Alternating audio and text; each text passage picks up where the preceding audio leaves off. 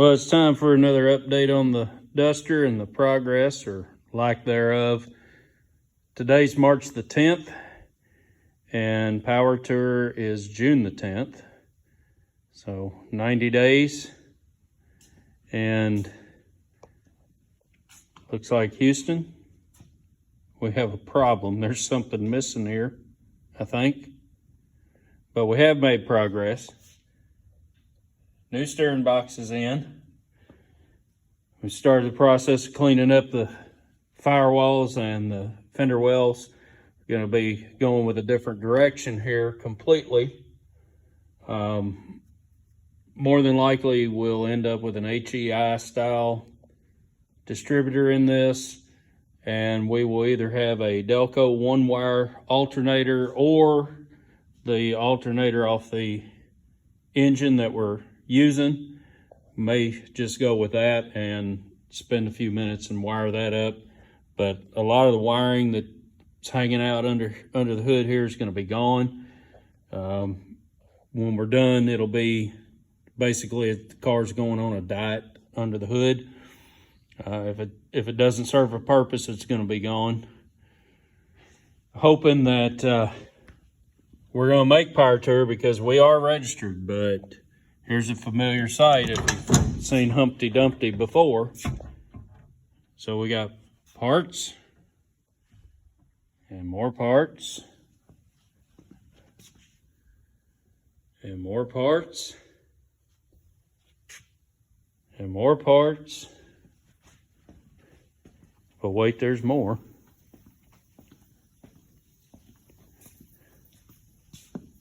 And more. And more.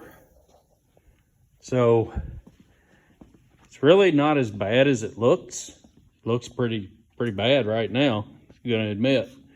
But our engine, our block, bring you in there, let you see that. That's a low mileage engine. We knocked the glaze out of it. We got the oil pickup. We're gonna have to massage that a little bit. I gotta make sure we get the proper clearance. Doing this Magnum swap, I'm learning a whole lot. Number one, Magnums are expensive, but I think it's the way to go for the long term. I think it'll pay benefits. The old LA 318s were maybe 185 horsepower on a good day. The 318 Magnum is 230 horsepower stock. And with the intake manifold and the camshaft that we've chosen for this car, I think we can reasonably expect somewhere around 325 to 350 horsepower with a stock bore, which is going to be good. Realistically, this car's a cruiser, so we don't need 500 horsepower. Probably would just get me in trouble. As some people haven't seen, we've made some updates here. Got a defective lug nut, but it's sure. I always wanted a set of center lines on an A body. When I was in high school on my dart sport, a buddy of mine's brother loaned me his center lines for a weekend. And I'm sorry, Bobby, I burnt the hell out of your tires, but whatever. Really changed the looks of it. Every A body, every Duster dart sport that I've ever owned and driven has had rallies on it. And I wanted to go a different direction this time. So I don't know if you can see, but we got quite a chunk of rubber hanging under the back of the car, and it gives it a completely different look. Dusters are narrow in the back and wide in the front. They track real funny. I guess Chrysler didn't want to spend the money for making the right size differential, the right size rear end, so they just used what they had. And it makes the car look right, having the big tires. But we've got almost all the parts gathered up now. The cylinder heads hopefully be back next weekend. Camshaft and lifters hopefully we'll get them. And then my brother Andrew and I should be back in the shop next weekend. Hopefully we'll be assembling the engine next weekend, and maybe the weekend after we'll get it back in the car. Like I said, we are registered for Power Tour. We could not register for the long hauler. I'm not going to get into that. I'm pretty disappointed about that, not going to lie. But I will tell you this car, if it does the days that we plan for it to, it'll drive more miles doing it the way we're going to do it than we would have if we were on the tour as a long hauler. Day one's Bowling Green, Kentucky, about 2 hours from here. Day two's Nashville. It's about a 3.5 hour drive or so, give or take. So we're going to do those two down and back each day. Day three's Louisville. That's about a 45-minute drive, maybe an hour, depending on traffic, and we're going downtown, so it'll be a little bit of a challenge, but not bad.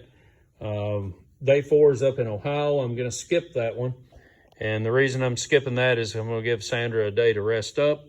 We can't get we're not eligible for any prizes or money, so I just don't want to drive all the way to Ohio.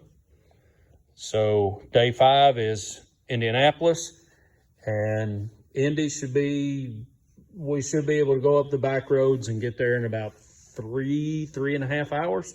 So it'll be a long day. You know, it's going to be several long days on the road. I'm hoping maybe we'll have the air conditioning going on the car by then. I'm really, at this point, I'm not holding out a lot of hope for that. My goal right now is the engine back in it. I want to get the driver's side floorboard finally repaired properly. I want to get the restoration grade carpet that we got with the car. I want to get that. That needs to be installed.